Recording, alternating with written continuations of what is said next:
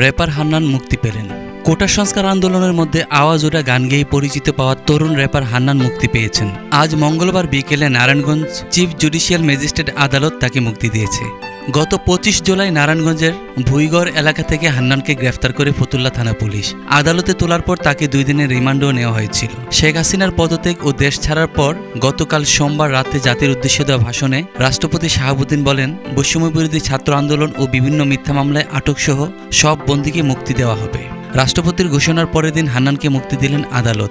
18 জুলাই আওয়াজ ওঠা প্রকাশের পর দেশজুড়ে পরিচিতি পেয়েছেন নারায়ণগঞ্জের এই র্যাপার। প্রতিবাদের গানটি লিখেছেনও তিনি।